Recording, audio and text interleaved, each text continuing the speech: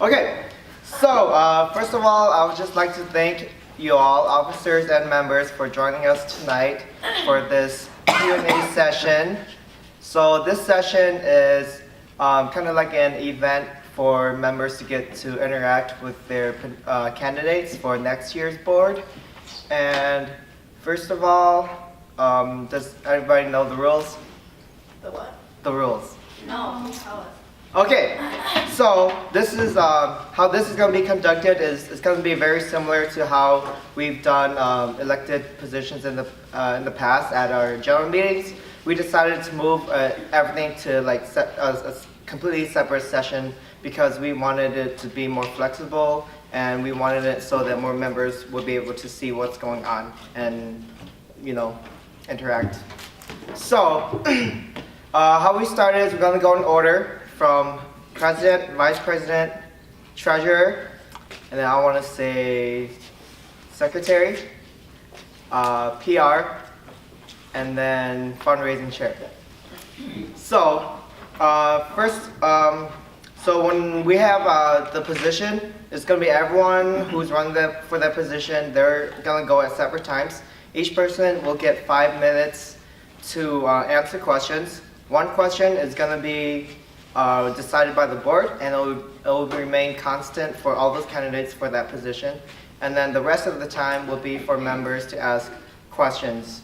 And then I will be free to add or take away time as needed if no one has any questions, or if the candidate is speaking and it goes over time, situations like that.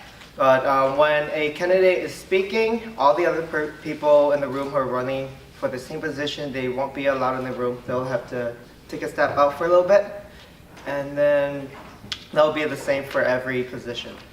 So with that being said, we'll go on to a first position, which is for the president of HaSEAAC. And our candidate is the only one who showed up today is Francois Vang.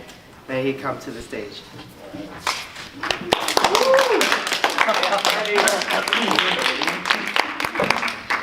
Hello, my name is Francois Vang. Thanks for having me here. Okay, Francois. So for your first question, what do you feel are the 2 biggest issues facing this organization, and how would you address it? The 2 biggest issues that HaSEAAC is facing right now is teamwork and communication.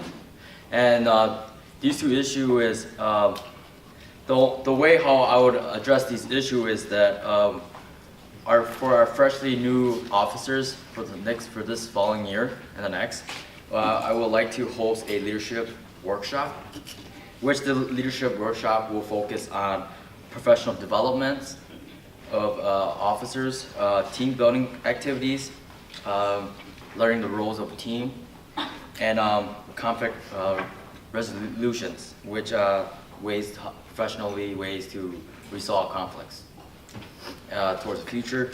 And by doing these classes or by having these workshops here, our officers will learn the importance of teamwork, which a team that relies among each other and that works cohesively with each other makes a successful team. And a team that recognizes each other's strengths and weaknesses makes it even better. And then when it comes to communication, communication is built from teamwork, as we have a great, strong team of officers for this following year. Our communication will be fixed, and because communication goes hand in hand with teamwork. And as officer understand, like I said back, as officer understands the importance in teamwork, communication will increase through our same purposes and our same goals. Thank you, Francois. Yep, that'll be it. And last with questions? You said that you wanted to fix communication. Can you give an example on how you would go about that? Communication is is a very difficult way. Communication comes from teamwork, which I said before, which teamwork is due to trust, connections, being able to rely on each other, which it's a very difficult way to communicate. But when you understand each other, communication will become easier. With communication such as